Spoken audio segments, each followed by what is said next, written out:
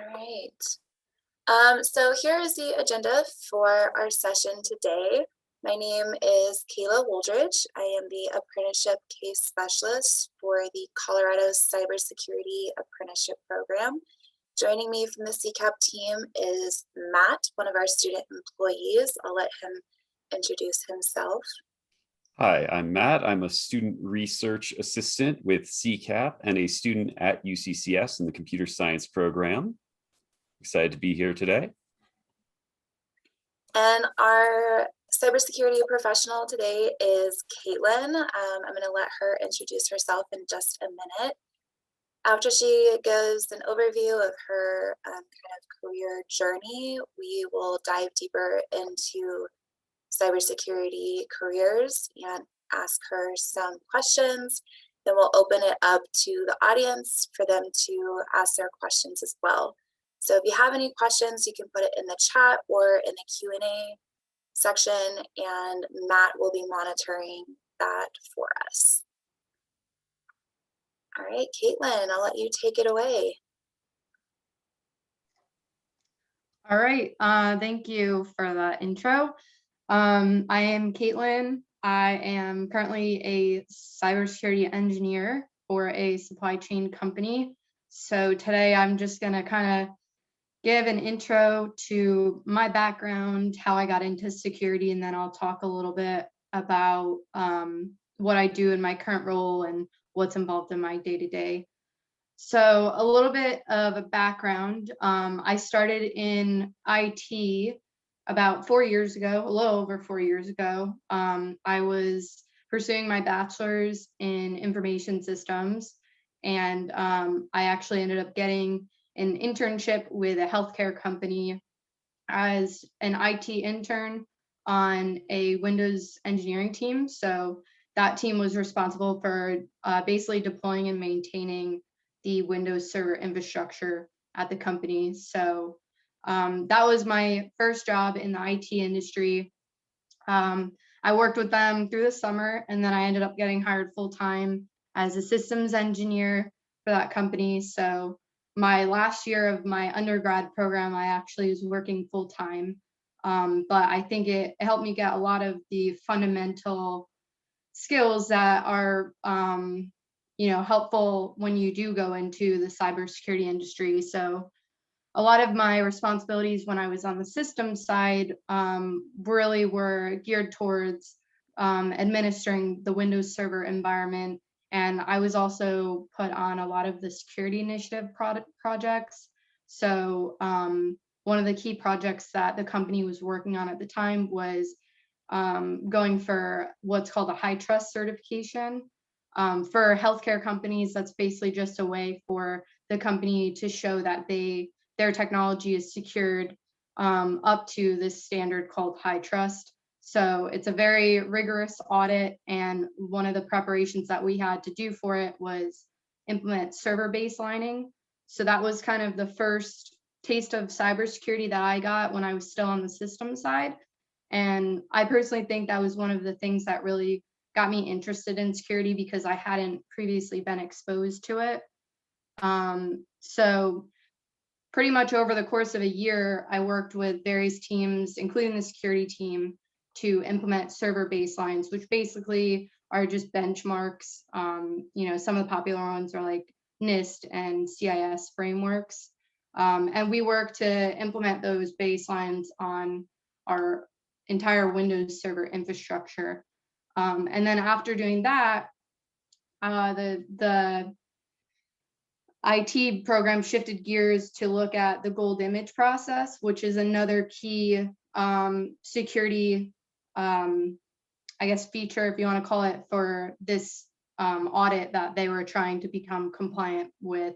So gold image basically says that anytime you go to deploy a server, it's going to be the same image every time, and it's up to compliance. It's fully patched. It has all of the baselines that we've agreed that they should have. So we worked on building out that process, and that was another thing that kind of really piqued my interest. And the third thing I would say is I started working in IT around the time of the WannaCry ransomware. So that was exciting. I actually got to be on part of the remediation team on the Windows Server side. If you guys don't know, the WannaCry ransomware involves SMB vulnerability. So there was a lot of work that had to be done on our side to help protect the company. So that was another thing that I was like, wow, cybersecurity is really cool. I want to learn more about it. So that's pretty much sums up my 2 years on a Windows Server team. Again, I think it gave me a lot of the fundamentals. I learned a lot about Active Directory and the different types of work that go into just day-to-day administration of server infrastructure.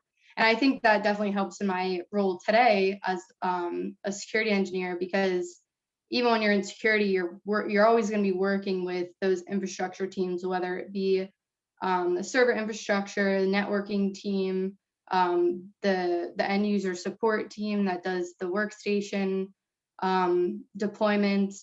So it's definitely important to make sure that you're putting the effort in to kind of understand all the aspects of technology. So after being on the system side for a few years, I had the opportunity to kind of pivot into a security role, and I took the leap.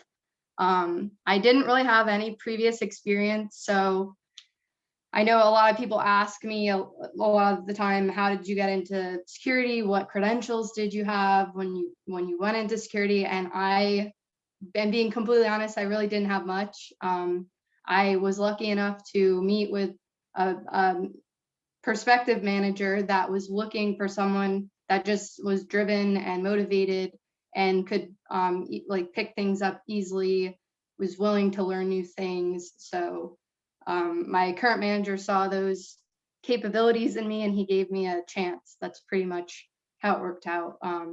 I also had some of my old coworkers knew me and knew him, so they kind of, put in good words for me, saying, she's a really hard worker and whatnot. So always network. That's one of my biggest pieces of advice, is to definitely always be trying to build your network, because you never know who's going to know who.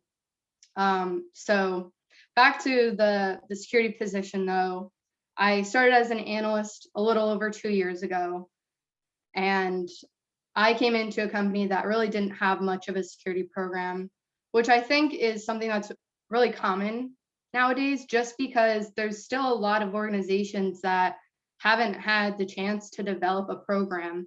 Cybersecurity is still relatively new to a lot of organizations, especially smaller ones or ones that haven't historically had a very solid IT organization. So I came into this company, it's a supply chain company. So they do a lot of grocery distribution, and it's kind of wholesale. So we have like 80 warehouses across the US. And one of the key goals for this security program really is the availability. So hopefully you guys all know the triad of cybersecurity, basically, confidentiality, availability, and integrity. Availability is one of the top priorities for our company, just because when you're in a supply chain organization, you're always going to have warehouses that need to be running pretty much 24/7.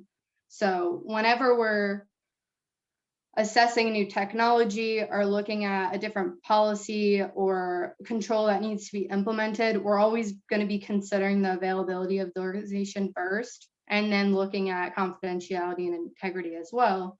But whatever we do, we want to make sure that we're protecting that availability. And that's always going to differ amongst organizations. So obviously, if you're working in a healthcare sector, integrity and confidentiality will be just as important as availability. Same thing with finance and banking. Like, they're definitely going to want to make sure they have the controls in place for confidentiality. So given that, when I started, we were looking to build out a program that could help support that availability. So a lot of what we try to protect against is threats like ransomware that could literally take down the whole environment.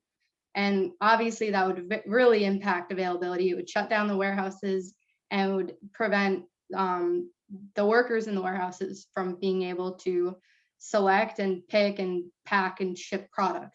And then that would cause a domino effect, and it could end up in stores not getting products they need, leading to shortages and things like that. So one of the biggest things that we've been working to implement is a vulnerability management program, which is something that a lot of organizations are also working to implement.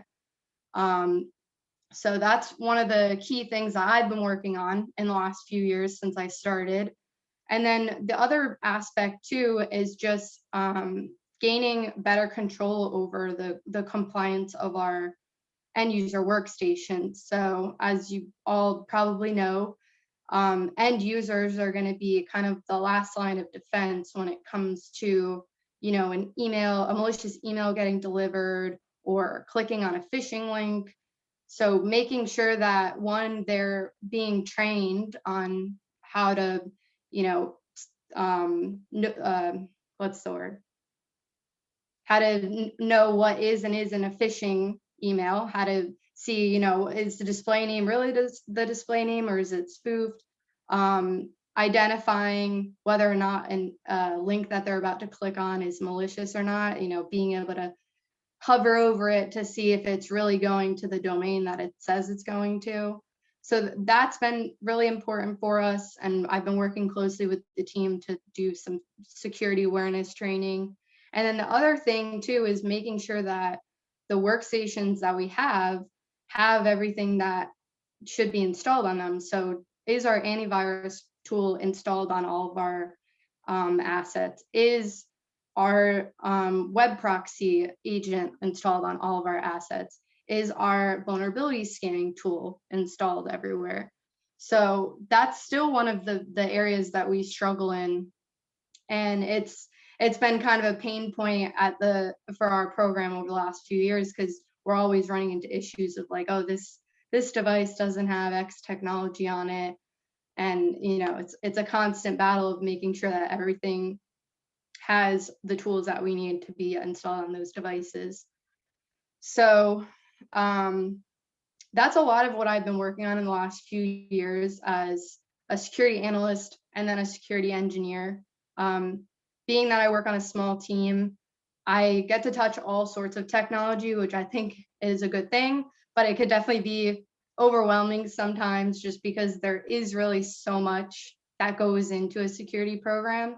And one of the things that I've realized is that it doesn't happen overnight. So like I said, I've been here for 2 years. And when I think back to where the program started, kind of like very ad hoc and didn't really have a good structure and a good guidance of like where the program was being taken over the next few years, I look to now and I can see how we've done a much better job of implementing that structure, making sure that we're holding people accountable to our policies and the tools that we've implemented, making sure that we're doing what we say we're doing. If we say that we're going to be protecting our internet with a web proxy that blocks any known bad sites, we need to make sure that that's happening. If we say that we're doing encryption on all of our assets, we need to make sure that's happening. So that's been a really big part of what I've been working on the last few years, just because it's such a new program. But going forward, I think as it matures, it's much easier to be able to focus on just one aspect, because as you mature the program, you can see how things just kind of start to work better and more cohesively. So it's definitely a much better program than when I started. Still got a ways to go to a mature program, but I think that's one of the challenges that a lot of organizations are facing today, is just getting in that initial legwork to get the program set up for success and set up to grow and mature as the cybersecurity threat landscape continues to evolve. So that's kind of like my high level overview of like what I've done in the last 4.5 years. I think, yeah, 4.5 years. Like I said, I've been able to get a lot of experience on various aspects of the security operations program through just my role as an analyst. So I am happy to answer any questions anyone has that is geared toward any of that, challenges that we've faced, and any other questions that you might have about just the day-to-day operations. That's great, Caitlin. Thank you so much. I think it's fair to say that you have been very busy the last few years. Yeah, I definitely. like that you mentioned how important it is to network. I think that is a crucial skill in any industry that you're going into. I want to backtrack just a little bit. You mentioned that you started out in IT, and through your experience, you kind of were slowly introduced into the cybersecurity world. What advice do you have for other professionals, new professionals transitioning into cybersecurity who were maybe in IT or maybe in some other industry? Yeah, so that's a great question. And it's honestly one that I think a lot of people ask, just because in general, I think it can be somewhat difficult to break into the cybersecurity industry. Oftentimes there's not a high number of entry-level roles, which makes it really hard for people that are trying to get into security to actually get in and get some experience. I would say my number one piece of advice really is just trying to put yourself out there and do what you can to learn as much as you can and expose yourself to various aspects of security. So I know the people on here are already in a cybersecurity program, which is a great start. I would say another thing you might want to do is just see what resources are available to you online that you can start maybe learning a specific skill set. So I know a lot of people here might be on the pen tester track. There are tools like TryHackMe and Hack the Box where you can basically sign up and they have guided training on various ways to do exploits and just kind of just learning the whole pen testing track, and you're able to get hands-on. I think that's really valuable, especially if you're someone that may not have experience in IT and is trying to pivot from maybe a different industry. And then the other thing too is just making sure you have a full understanding of the fundamentals of cybersecurity and being able to speak to that. So one of the pieces of advice that I've given a few people in the past is when you're interviewing for a cybersecurity position, the interviewer is always going to be asking you questions that are trying to understand your the way you look at cybersecurity and how you apply those concepts. So I would say look for ways to apply cybersecurity to your day-to-day life. You may not work in cybersecurity, but cybersecurity affects all of us, and you can always find experiences that speak to your understanding of the cybersecurity concepts, whether that be in a current job you might have as, I don't know, a marketing person, or just your personal life. Maybe you experience someone trying to steal your identity, things like that. So if you can find ways to tie personal experiences and other job experiences into cybersecurity, I think that's one of the key things that can help you get a job in the industry when you don't have that previous experience, because cybersecurity is something that can be learned. There's definitely people that are natural at just understanding the concepts and being able to pick new information up and things like that. But cybersecurity itself can be taught, and it's something that I think a lot of people can get into as long as they find a way to, I guess, successfully interview for positions when they haven't had that previous experience, because I know that can definitely be challenging. But so that's another thing I would say. And then lastly, networking, which I already mentioned, is super important. When I pivoted into cybersecurity, I wasn't really that out there on the internet. Obviously I had a LinkedIn but I was really only connecting with people that I had met previously. And one thing I've learned in the past year is that connecting with people in your industry, even if you've never even talked to them or met them before, is super valuable, because I think a lot of people are starting to use LinkedIn just to build their virtual network. I mean, like I said before, you never know who's going to know someone, and you might find that you're interviewing with someone and they go back and talk about you to a coworker, and that person's like, oh, I'm connected with them on LinkedIn. You know, they're really active on LinkedIn, they're active in the community, things like that. So I think being active in the cybersecurity community, whether that be on LinkedIn or some sort of cybersecurity group, is definitely a good way to kind of put yourself out there and just network with other people and be able to kind of get a better understanding of different people's experiences and things like that. So that's something that I've really been working to do over the last year, and I've seen a huge benefit through doing that. So I definitely think that's something that a lot of people should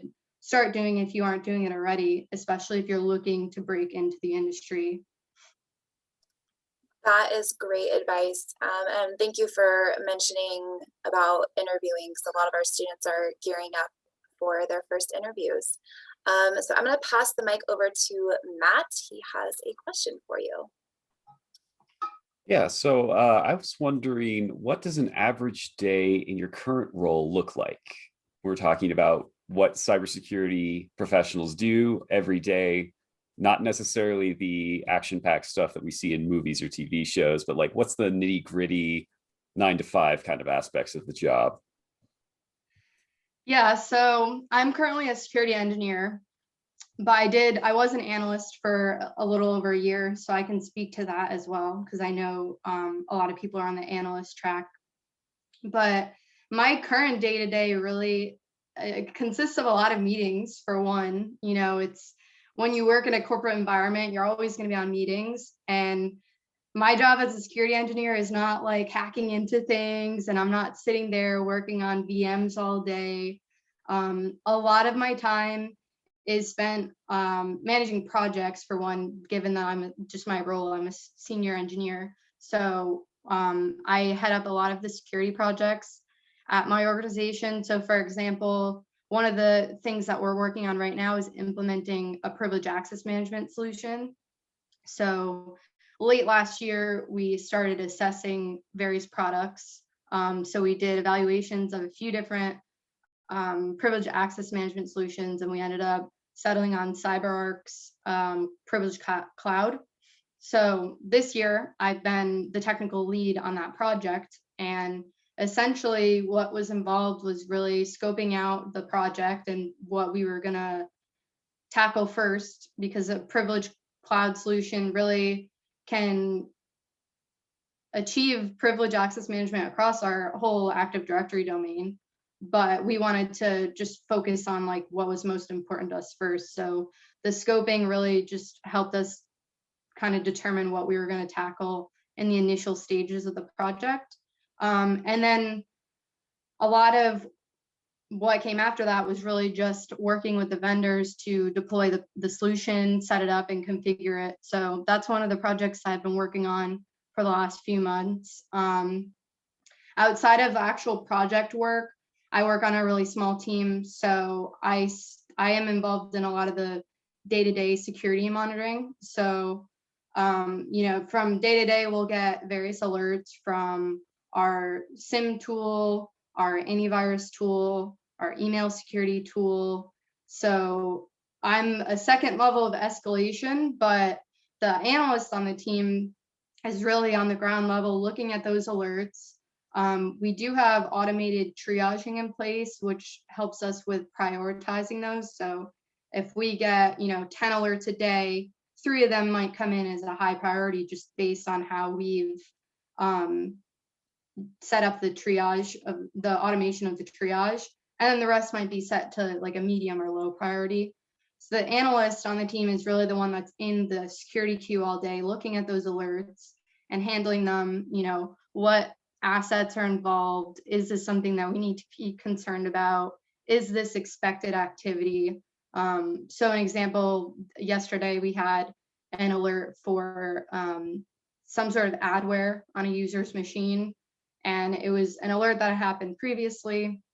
We thought we had remediated the issue, and somehow it came back. So basically the analysts looked at it and said, okay, it's this device that has this malicious piece of adware, and it ended up being a browser plugin someone inadvertently downloaded, and it was just creating a bunch of noise. But part of his responsibility really was to look at that alert, assess the indicator of compromise there. It ended up being a PowerShell string that was being spawned off from the executable. And then he ended up escalating that to myself and one of the other engineers on the team.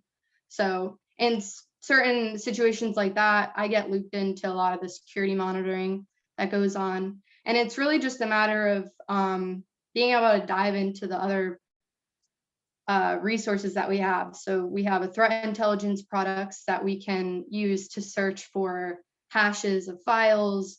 We can look at IPs to see if they've been recently blacklisted. We can upload a file for a malware analysis if we need to. So that's the other aspect of my job that I do on top of projects.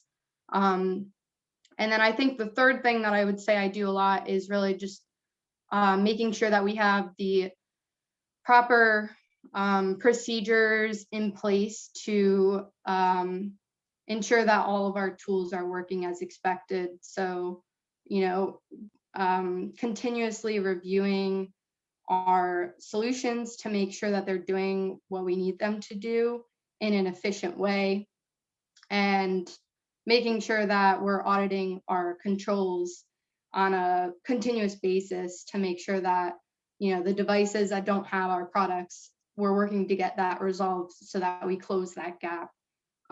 So hopefully that answers the question. If there's any other specific questions on either like an analyst or an engineer role, I can definitely answer those. Yeah, thank you very much. That was really interesting, all the layers of what the day-to-day entails. I'm going to trade the mic back to Kayla. Thanks, Matt. Great question. So you mentioned that you are kind of like the second level of escalation. What are some skills that you need to have in your position aside from like the technical skills that maybe you weren't really even like prepared for or weren't aware of going into cybersecurity? Yeah, so I think one of the key skills really would be the ability to dive into whatever it may be. So when you're looking at, especially if we're talking about an analyst role, you get a ton of alerts all the time, and they're never straightforward. So that's one of the things I've learned through my time in security. There's just random stuff that happens on user workstations and servers all the time, and you never know if it's expected or not. It's just a matter of doing the research to figure out if it's something that happens a lot or if it's something that maybe shouldn't be going on. So I think one of the key skills that an analyst should have is just the ability to know how to take a piece of information that you've been given, identify what's important in terms of the actual potential security incident, and then be able to dive a little deeper into that to analyze what's going on. So like I mentioned, this adware issue that went on yesterday, the alert that we were given had the name of a device. It had a PowerShell string, like a command line, and then it had a path to the executable that was spawning that command line. So you kind of have to be able to break down those indicators of compromise and then do some research to figure out what actually is going on. So it turned out that the actual script that was spawning the command line was a result of Windows App Locker. So it's something that might happen all the time, but the specific behavior of the alert was what was making it a little more suspicious than the common activity that occurs every day on every device. So that's one of, I think, the key skills is just, I guess, having the patience and attention span to be able to look at an alert for that long, because a lot of what analysts do from day to day involves looking at alerts for hours at a time. You might get an alert and you might collaborate with some of your team members and realize like you have no idea what this alert means. And it just requires a lot of research, digging in and trying to identify what's going on and make sense of it. Yeah, even as you're talking about it, it sounds like you do have to have a lot of patience and to be able to control your own frustrations and not just kind of jump to a conclusion and make an assumption based on a previous experience that you had. Yep. So with that, what in your experience has been the best thing about working in cybersecurity, and what has been the most challenging thing that you've experienced? So I think the best thing is that the work never stops, and it's super exciting to just be on a security team. The industry as a whole is always changing and evolving. You have new products that are coming out, new capabilities of those products, and then the threats are always evolving. Every day you see stuff on, I follow Hacker News on LinkedIn. They're posting new exploits, new 0 days, literally every single day. And I think that's what's most exciting about cybersecurity, is that it's always changing. You're never going to be in a role, no matter what aspect of security you're in, you're never going to be bored. There's always going to be new things to learn, new technologies to learn. And I think that's what attracted me most, is that I knew I wouldn't ever get bored and feel like my professional development kind of like plateaued, or I got stagnant in a position. So I think that's why I love cybersecurity so much. And it's just really interesting, like when you read about the different threats that exist and the different ways that vulnerabilities can be exploited, like seeing that sort of thing play out and then engineering ways to defend against those threats is just really intriguing to me. And I think it is for a lot of people, which is why there's so many people that are trying to get into the industry.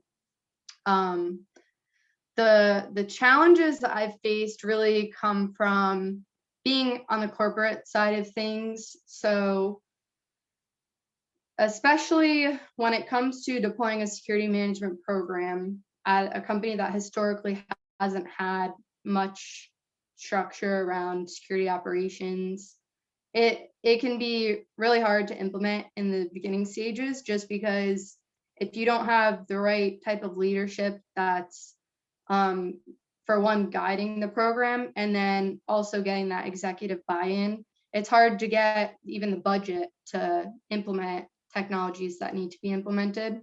In my case, we did get proper budget. It was a big budget. And we were able to implement a lot of the solutions that have resulted in a better, more robust program. The other end of that is when you do get the tools that you need, it can be hard to get the buy-in from the business side of things to get done what you need to get done. So one of the biggest challenges I think a lot of companies face is vulnerability management, just because in order to patch and fix vulnerabilities, you need to get outages and maintenance windows, which a lot of business owners don't want to give you. So one of the things that I've been working on with our infrastructure teams is building out basically a maintenance window matrix that says, we have all these application servers, and here are the approved maintenance windows for them. Some of them don't even have approved maintenance windows. So we're working to fill that in. That way we can patch our systems on like a regular cadence. Because right now it's kind of ad hoc, and we patch when the business tells us we can patch, even if it's once a year. So that's definitely another big challenge, is just not getting the buy-in from the business that we need to better improve the program. It sounds like even with the skill of having a lot of patience, you have to have kind of a lot of communication and effective communication to get that buy-in from other stakeholders. Yeah, effective communication is definitely super important, especially if you're going to be in kind of more of a leadership role from the security side, because you need to be able to communicate your goals in a way that the infrastructure teams can understand and make sense of the importance. Especially to people who don't have the tech background and don't understand a lot of the terminology. Yeah, exactly. It's a great point. So could you touch a little bit more on, earlier you were talking about how to speak during an interview if you are transitioning into cybersecurity. Could you just touch on that a little bit more? Yeah. So in terms of the interviewing process, you definitely want to be prepared to be asked questions that kind of help the interviewer understand how you think about the various aspects of security. So I always say that one of the questions I would ask if I'm interviewing a person for like an analyst role, which is like the ground level of the security team, you know, a lot of analyst roles can be entry level, and they should be. Sometimes they're not, but they should be. And like that's where I started. So one of the questions I would ask is, you know, if you received either an alert or you were notified of a piece of malware or someone clicking on a phishing link, how would you go about responding to that incident? And that question basically just allows the interviewer to understand your process for what you think should be done first, second, third. And it's just a way to see how you're thinking, you know, what's most important to take care of first. And there isn't always a right answer. You know, incident response playbooks will vary by organization, but essentially, you would want to make sure you contain that incident first and then deal with, you know, responding to it in terms of maybe, you know, cleaning up the user's device, identifying what was downloaded in the first place, make sure no changes were made to the device. If it was a phishing link, you would probably want to reset the user's password. So just that sort of thing. So that's another reason I say to kind of delve into the world of cybersecurity and try to get hands-on experience. There's so many like online labs nowadays that you can go in and play with and get some hands-on, and then you have a better understanding, and I think it allows you to better speak to questions like that, because you have a real understanding of how you can respond to an incident, and you've done it before in like an online lab. So that would be one tip. And then, like I said before, being able to tie in those core concepts of a security program. So the number one priority of a security program is really to just be able to detect threats when they are happening and then respond quickly to them. So understanding the different tools and technologies that can be implemented in a security program to benefit the organization, I think is a key thing that interviewers look for too. They want to make sure that the person that they're interviewing for this position has an understanding of those cybersecurity fundamentals, and also has that drive, the willing to learn, the motivation, and just like open to new technology and new opportunities all the time. That is great advice. So we have about 20 minutes left in our time together. I have one more question for you, and then I'm going to pass it over to Matt. We have some questions from our participants.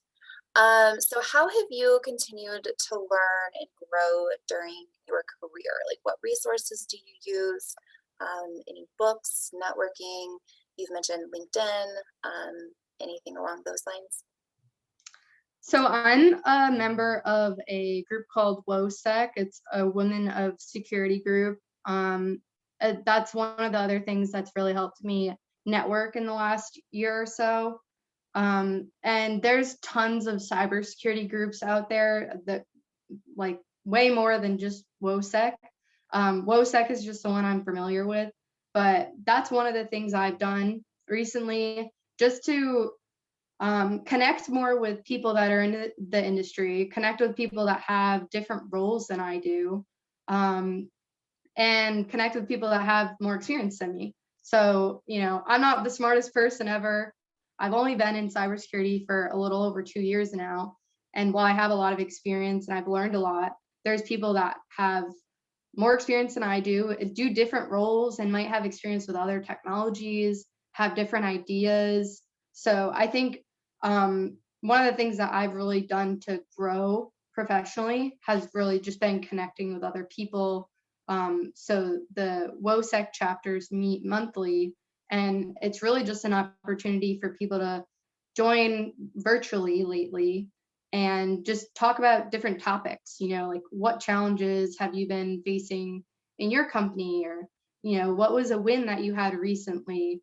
And it's just interesting to hear other people's experiences, because when you work in a certain organization, you have your own idea of what a security program is and the challenges that you've faced personally. And then you talk to other people that are in different industries than you are, and you find that their experience is like the complete opposite of yours. So I think it's really valuable to get that insight, because it just helps you gain perspective around, how different a security role can be across different industries. Some of the other resources I've used TryHackMe to kind of broaden my skill set in terms of my ethical hacking. So I'm on like a red teaming journey, trying to teach myself that sort of thing. I listen to some podcasts sometimes. And one of the other big things that I did that I think really helped my professional growth was I went for the CISSP exam. So that was a very hard test, very, very hard. I studied for it for about a year and a half before I took it. Some people are like, you're crazy for going for that so early in your career. But it really, my old manager was like, if I'm studying for this, I think you'd probably be good at it. You should give it a shot. So I started studying for it when I wasn't even in the security industry yet.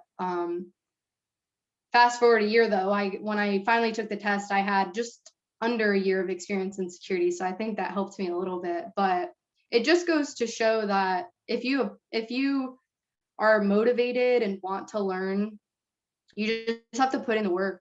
So, I was studying for the CISSP for almost a year before I actually got my first security role. And then when I got my CISSP, it gave me a little salary bump, which was nice. So when I had interviewed for my security position, my current manager saw that I was studying for the CISSP, and he basically gave me an incentive saying, like, if you pass the exam by the end of the year, you'll get X amount increase. So that's always nice too. It just like goes to show that if you connect with the right people, they'll be willing to give you a shot based on the effort they see that you're putting in. So always look to improve yourself, and always look to learn new things, and just find different skills that you want to learn. That's fantastic. Kudos to you for taking that exam as well. That's great. Thank you. So now we've got about 15 minutes. We have a couple questions in our Q&A chat. For any other participants, if you have any questions, go ahead and put them just like in the general chat, or you can put them in the Q&A. And now I'm going to hand it over to Matt, and he'll read them off for you. All right, and perfectly sort of segueing here, we have some questions on ways to improve skills and some of the basic skills. So I've got a question from Adam Steinman, who's asking, what are the top 3 tools or skills you would recommend to someone going into pen testing that has zero IT or computer experience, aside from the 2 classes they've taken so far with the CCAP program? What are the 2 classes? Are you able to give that detail? For pen testing. Just so I can get a better understanding of what skills might be taught already. Now you're putting us on the spot, Caitlin. I know one of them was fundamentals of networking. I cannot Okay. remember networking and security fundamentals. Thank you, Kevin. They rescued us in the chat. Okay. So top 3 skills for someone going into pen testing. I would say if you're going into pen testing, you really need to know the ins and outs of operating systems. So I would say one of the skills would be a good understanding of both Windows and Linux, and the ability to kind of make your way through the file systems. So I have a little experience with the TryHackMe stuff, and it's really a matter of understanding how to navigate through an OS. So I would say one would be fundamentals of those 2 primary operating systems. 2 would definitely be network fundamentals. Understanding basics of networking is key if you're going into a technical role like pen testing. 3, some people might not want to hear this, but documentation and reporting is a huge part of pen testing. I think a lot of people don't realize that.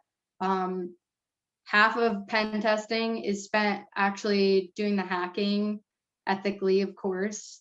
The other half is being able to provide those results into a readable report. So if you're able to make your way into a system and exploit a vulnerability, you need to be able to document that, write about how you did it, what techniques you use to exploit it, and if you were able to get full access to the system and whatnot. And you need to be able to report that in both a technical and high level format, because if you work for, say, like a third party pen testing company like NetSpy that provides that service to a company, you need to provide executive level reporting and technical level reporting, and then help the organization understand what they have to do to fix that. So I think that's one of the aspects of pen testing that a lot of people don't think about when they're like, oh, I want to do pen testing. Half the job, if not more, is documentation and reporting. So you need to like writing, I would say, or at least be able to live with it and be proficient in writing and reporting. All right, really interesting answer there. From Chris Kilcrease, we have a question. What exact online labs would you recommend for us to start practicing? I think you mentioned TryHackMe, but are there any other practice environments, labs, those sorts of things that you would recommend? I think it depends on what you're interested in. So if you're interested in learning more red teaming, offensive security, I would definitely suggest Hack the Box and TryHackMe. For the defense side of things, which would be like a security operations role, I would probably suggest, I think Blue Team is what it's called, and then Range Force. Those are the 2 that I've worked with, and I've had good experience with them. I believe that's what they're called. And they basically have online labs, and it's just various tracks that you can enroll yourself in, and they have different challenges that you kind of walk through, and it helps you learn and apply some of the skills that you might have been taught. So those are probably the 2 I would recommend for the defensive security. All right, and then from Kevin Johnson, we have a question. Are you still considering an associate since you've not had the required time and experience with the CISSP exam? Yeah, I'm currently an associate of ISC squared. So I passed the exam in November of 2019 when I had just over 2.5 years of experience. So I'm currently working towards the 5-year requirement. So my bachelor's counts as 1 year. And as of next month, I'll have 5 years. So I'll soon be applying for the endorsement process. But yeah, I'm still an associate of ISC squared. Don't have the CISSP credential yet, but hopefully in the next few months I will.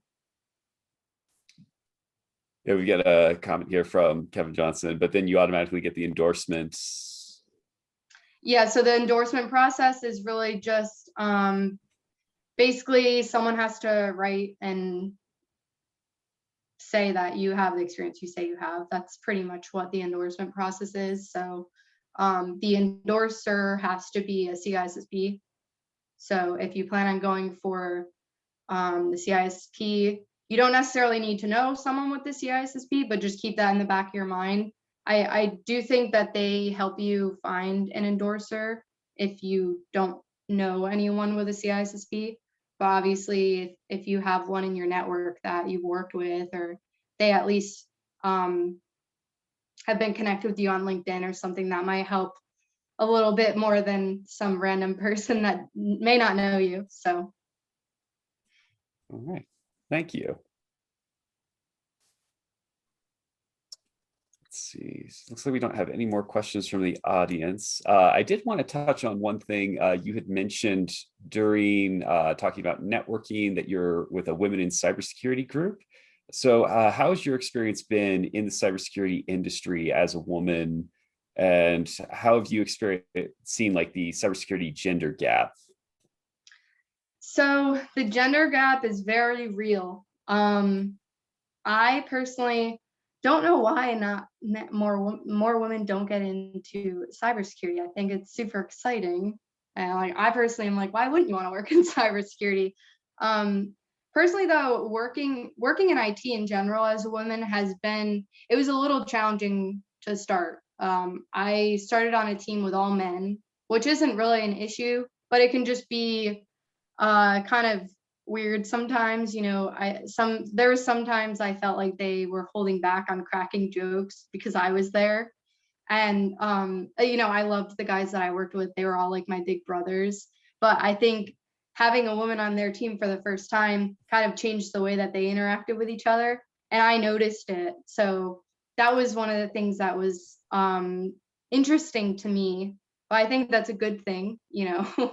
um, as far as challenges go in the industry, I haven't really personally run into anything, but I think being a woman in IT and cybersecurity, you just have to deal with being the minority. Like the majority of the time, I'm the only female on calls, whether it be with vendors or with my team. The majority of people I work with are male. There are some females on my team, but in the IT department as a whole, there really isn't that many females. So being able to hold your own, I think has been most important to me, like exuding confidence and not backing down. Because I think generally when a woman is in a room with all males, it could be very, very intimidating. So just having that confidence and being able to show that you know your stuff and not be intimidated by these super knowledgeable engineers that have a ton more experience than you has been really important for me. And I think for my personal growth, that's something that I've slowly been working on over the years, just because when I first started, it was really different and just difficult. So that's something that I've had to work through. But being in groups like WOSEC just helped me even more, because it just allows me to meet other people and network with other women in the cybersecurity industry. Yeah, thank you for your perspective on that. Yeah. Yeah, thank you, Katlyn, so much for your time today. We have 5 minutes-ish with you remaining. We wanted to present you a certificate of appreciation for taking this hour out of your day and sharing all of your knowledge and expertise with us. Any final thoughts before we end our time together? No, I really appreciate that. Thank you. I was happy to present. My only final thoughts would be feel free to connect with me on LinkedIn. I'm always looking to mentor people. I love answering questions that people might have that are looking to come into the industry. So feel free to connect with me on LinkedIn. I also have a blog, which I didn't mention, but I do have a blog on Medium where I do a lot of writing. I I tend to write a lot about just fundamentals of security and things that I've learned in my time. So it's called Dark Roast Security, and I could put the link in the chat for anyone that's interested.